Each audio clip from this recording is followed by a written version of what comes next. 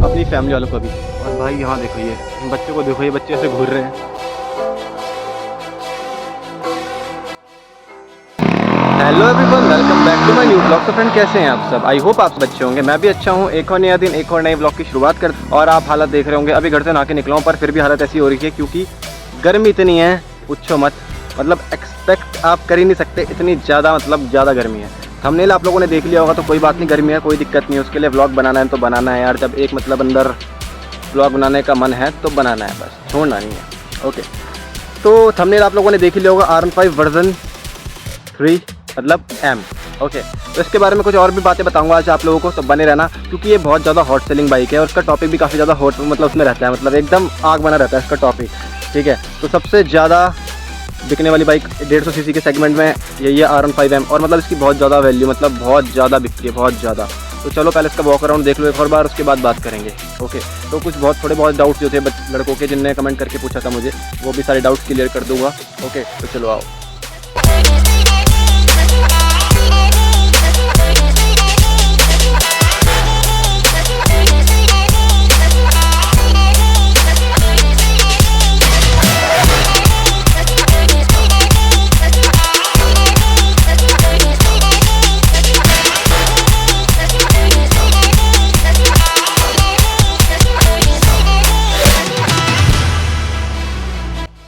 Alright friends, तो जैसे कि आप देख रहे हो फ्रंट का लुक में यार देखो बहुत सारी चीज़ें आती है। मॉडिफिकेशन के बाद भी बताऊंगा आप लोगों को। देखो आगे से अगर इसका लुक और ज़्यादा इनहेंस करना है ना आपको, तो इसमें आप लगा सकते हो कौन से, रैप्टर। अपने प्रोवाइडर भाई की रैप्टर थी जैसे, वैसी हमारी रैप्टर की तरह है जो उसके, वो लगा सकते हो आप। मिरर्स में इंडिकेटर्स भी आते हैं और काफ़ी तगड़े लगते हैं, मतलब ZX-10R वाले जो मिरर्स होते हैं। यार अपना सैमी, क्या हाल है?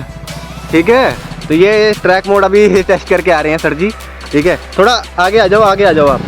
तो इस चक्कर में अब मैंने आपको बताया, अब जैसे ना ZX-10R के आप इसमें मिरर्स वगैरह इंस्टॉल कर सकते हो, इससे इसका लुक और ज़्यादा इनहेंस हो जाएगा। ओके, बहुत से लौंडे क्या बोल रहे हैं, मतलब बहुत से ज़्यादा आजकल लड़के जो हैं वो बाइक में रैपिंग वगैरह करा रहे हैं। तो यार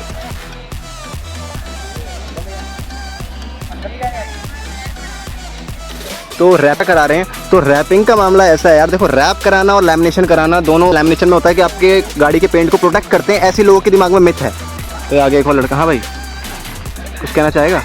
नहीं, आपके चैनल को मैंने भी सब्सक्राइब कर रखा है। थैंक यू यार भाई, थैंक यू। तो जैसे कि मैं बता रहा था कि लैमिनेशन करा के लोगों को लगता है कि गाड़ी की ना बॉडी जो है वो काफ़ी ज़्यादा प्रोटेक्टिव हो जाती है, पर ऐसा कुछ नहीं है। लैमिनेशन कराने के बाद जब आप कुछ महीनों बाद जब लैमिनेशन निकालोगे ना, तो कलर का पूरा सत्यानाश तो नहीं होगा, कुछ % बचेगा, पर जो ब्लेड के निशान होंगे ना वो रहेंगे। वो अपने भाई को पता ही है, सबीर ने कराई थी क्योंकि उसे पता ही है।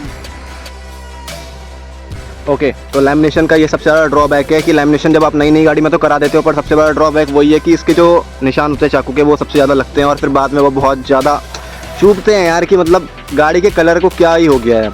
दूसरा, अगर आप कोई भी, मतलब कोई ब्लैक करा रहा है रैप, कोई वाइट करा रहा है, सबकी अलग अलग चॉइस होती है। मैं किसी के लिए कोई गलत कमेंट नहीं कर रहा हूँ, नेगेटिव कमेंट नहीं कर रहा हूँ, पर ये बता रहा हूँ रैप कराने से कुछ तो होगा नहीं। पर रैप कराने के बाद जब बाइक ठुकती है तो बाइक में जब इंश्योरेंस क्लेम वगैरह होगा, या बहुत सारी चीज़ें होती हैं, तो उसमें बहुत सारी दिक्कतें आती हैं। तो कुछ पार्ट्स बाहर से आप रैप करा रखे हो, अंदर से कुछ अलग तरीके का कलर होगा, तो ये मामला बिल्कुल सही नहीं है। इसलिए रैप कराने के लिए मैं बिल्कुल नहीं बोलता आपको कि आप अपनी बाइक में रैप कराओ। थोड़े बहुत मैं मानता हूँ, मतलब 10% 20% रैप करा दिया चलता है, ये नहीं 100% पूरा रैप करा दिया, बाइक को पता ही नहीं चल रहा कि R15 है ही नहीं, मतलब R1 बना दिया पूरी बाइक को। तो ऐसा नहीं है, बनाने वाले बना ही रहे हैं फिर भी। पर मैं ये बोलना चाहूँगा आपको, जो मेरे सारे सब्सक्राइबर्स है, कि रैप मत कराओ यार ज़्यादा बाइक पे।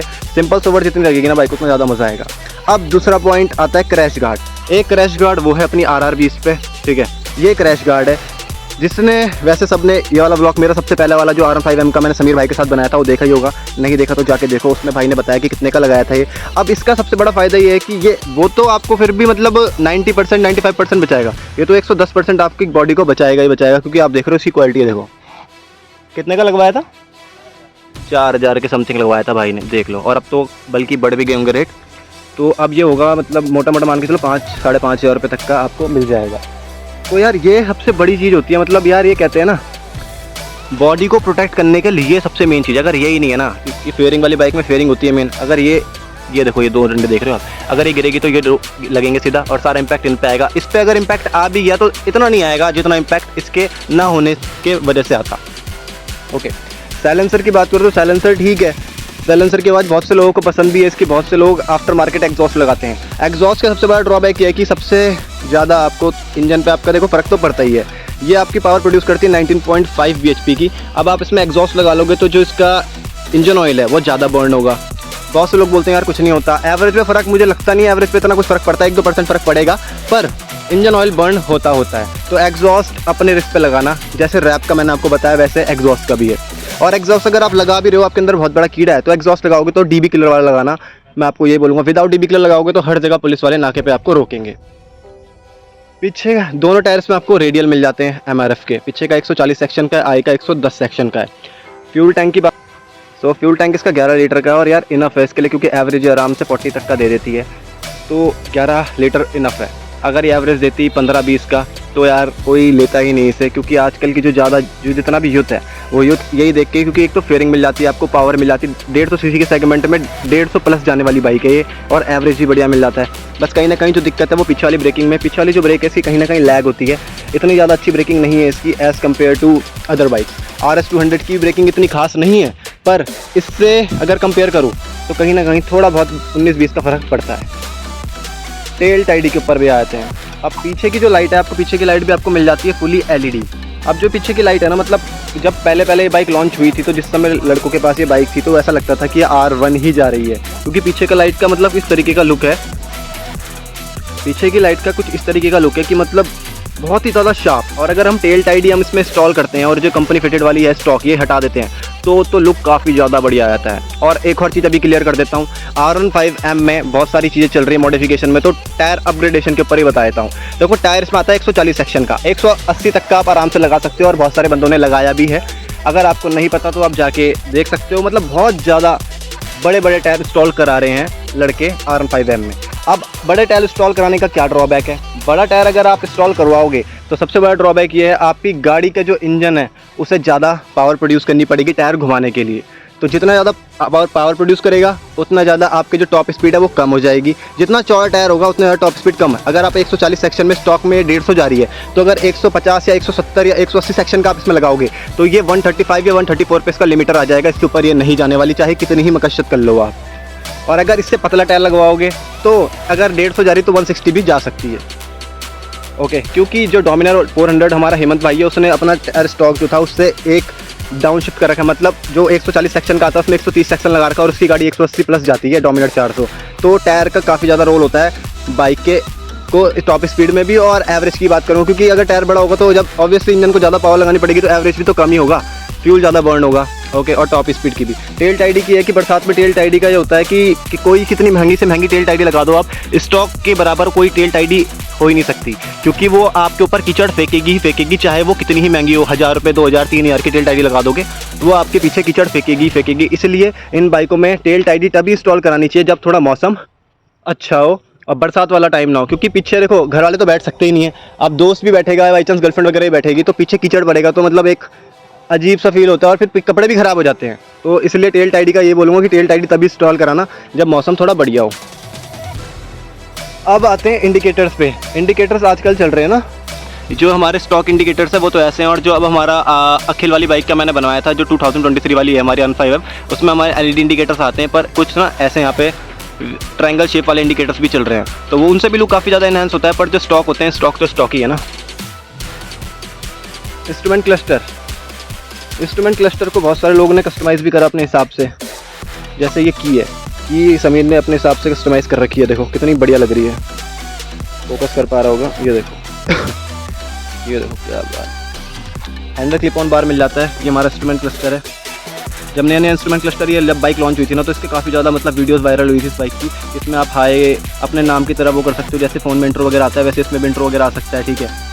इसमें कॉलिंग फीचर है, हमारा ब्लूटूथ से कनेक्ट हो जाता है। ये ABS की लाइट होगी, ट्रैक्शन कंट्रोल है। 150 सीसी की बाइक में ट्रैक्शन कंट्रोल मिल रहा है आपको, तो यार क्या ही लोगे। ट्रैक्शन कंट्रोल का क्या रोल होता है ये बताया तो आपको। ट्रैक्शन कंट्रोल का सबसे बड़ा रोल ये होता है कि जैसे आपकी बाइक आप तेज़ भगा रहे हो और आपकी बाइक जैसे ट्रैक्शन मतलब जो हमारा टायर है वो अचानक से कहते नहीं, जैसे हम पहला गियर मारते तो टायर पीछे का ब्रेक हो जाता है, घूमने लग जाता है। तो अगर ज़्यादा चीज़ घूमेगा, बाइक आउट ऑफ कंट्रोल होगी, तो ये आपका मतलब होने नहीं देगा।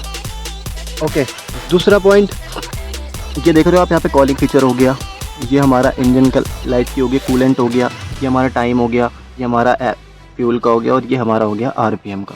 13,000 RPM पे जाती है। और जो मतलब इसमें ऐसा तो है नहीं, कोई मोड्स वगैरह तो है नहीं, तो चाहे वो कोई सा भी गियर हो, इसका लिमिटर 12 से 13,000 के बीच में आ जाता है। अब एक और चीज़ बताता हूँ आपको इंस्ट्रूमेंट क्लस्टर की। जैसे यहाँ पे अभी स्प्लिट मोड था, एक ट्रैक मोड है इसमें, तो इसमें पावर का कुछ वो नहीं, 19.5 PS की पावर प्रोड्यूस करके देगा इंजन से ऐसा कुछ नहीं कि इंजन आपको 15 की देगा पावर या 20 की देगा। इंजन का जो पावर है मैक्स वही पावर प्रोड्यूस करके देगा। बस इससे ये होता है कि जो हमारा इंस्ट्रूमेंट क्लस्टर के जो हमारे फोन्स वगैरह ये सब चेंज हो जाते हैं, जैसे फ़ोन में हम करते हैं कस्टमाइज़। ओके, ये हमारा लैप टाइमर वगैरह तो सही है। मतलब फीचर्स यार जिस हिसाब से प्राइस है ना, फीचर्स सब पूरे भर भर के दे रखे हैं। किल स्विच हो गया हमारा, ये हमारा पासिंग लाइट हो गए, इंडिकेटर्स हो गए, ये जो बटन है ये हमारा इंस्ट्रूमेंट क्लस्टर को सारा कंट्रोल वगैरह के लिए। डुअल चैनल ABS मिल जाता है बाइक में, कोई शिफ्टर मिल जाता है, पीसेस मिल जाता है और स्लीपर क्लच मिल जाता है। बाइक फुल्ली पैसा वसूल है। पर अगर ये बाइक हो 2 लाख रुपए के अंदर तब तो बहुत अच्छी बात है।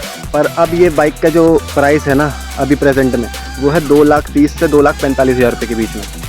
ओके, तो कहीं ना कहीं ओवर प्राइस तो है। बहुत से बंदे बोलते हैं ओवर प्राइस है, क्योंकि जहाँ आप 2.5 लाख रुपए खर्च कर रहे हो, अगर आप उसमें 50,000 रुपये और मिला देते हो तो कोई अच्छी 250 से 300 सीसी के सेगमेंट में बाइक आ सकती है। पर चलो मैं उससे भी नहीं बोलता, मैं बोलता हूँ आपको आप 2.5 लाख रुपए दे रहे हो, 2.5 लाख ना देके आप 2,05,000 या 2,10,000 रुपये दे दोगे तो आपको RS 200 मिल जाएगी। उसमें पावर भी ज़्यादा है, 24.5 PS की पावर मिल जाती है आपको RS में।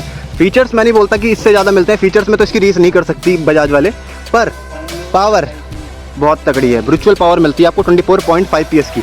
आवाज़ उसकी बहुत ज़्यादा तगड़ी है, मतलब बजाज की RS 200 की जो आवाज़ है उसका तो कोई रीस कर ही नहीं सकता। मतलब स्टॉक आवाज़ भी इतनी तगड़ी लगती है कि दूर से सुनने में मज़ा आता है।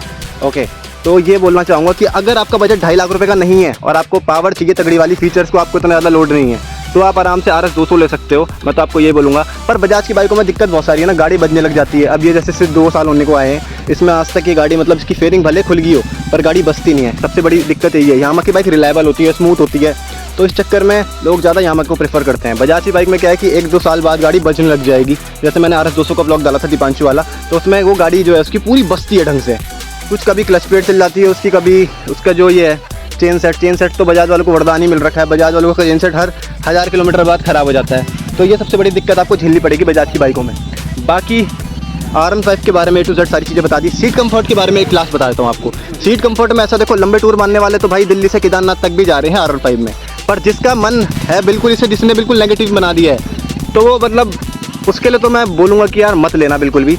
जिसका मतलब बिल्कुल कंफर्ट चाहिए जिसे बाइक में, उसके लिए नहीं बनी है ये। कंफर्ट चाहिए तो RS 200 पे जाओ आप, वो आपको एकदम कंफर्टेबली बैठने के लिए आराम से बनी हुई है। पर अगर आप एग्रेसिव बाइक चलाना चाहते हो, एकदम एग्रेसिव पोस्टर बनाना चाहते हो, तो उसके लिए ये है। पिलियन के लिए बोलूँगा, पिलियन में ये है कि इसमें बहुत बढ़िया चीज़ देखी है। बाकी लंबे टूर मारने वाले मार रहे हैं, समीर इसमें 100-200 किलोमीटर का टूर आराम से मार देता है बिना कोई दिक्कत के, क्योंकि एक यूज टू हो जाता है ना, एक हैबिट हो जाती है। जब यार बाइक रोज चलाओगे तो एक हैबिट तो हो ही जाएगी। ओके, बाकी एक और चीज़ है, आगे की जो DRL है उसे आप कस्टमाइज़ करा सकते हो। इसके लिए एक आता है फ्लैशर। फ्लैशर आपको मैं या तो अमेजोन में आप देख सकते हो या फिर आप फ्लिपकार्ट में देख सकते हो। जो DRL का फ्लैशर होता है, फ्लैशर से क्या होगा कि आपके जो ये DRL से ये ब्लिंक करेंगे। जैसे आपने इंस्टाग्राम में टिकटॉक पर वीडियोस देखे होंगे, जो गाड़ी के DRL होते हैं झप जलते रहते हैं, फ्लैश करते हैं, वैसे ही फ्लैश करेंगे तो काफ़ी ज़्यादा तगड़ा लुक आएगा। ओके, तो ये सारी चीज़ें हो गई। आई होप आप लोगों को ब्लॉग पसंद आया होगा। पसंद आया तो लाइक कर देना, शेयर कर देना, चैनल पे नहीं हो तो सब्सक्राइब कर देना। मिलते हैं नेक्स्ट ब्लॉग में, तब तक ध्यान रखो अपना भी, अपनी फैमिली वालों को भी। और भाई यहाँ देखो, ये इन बच्चों को देखो, ये बच्चे ऐसे घूर रहे हैं, ये देखो भाई क्या बात है। तो ठीक है, बाय।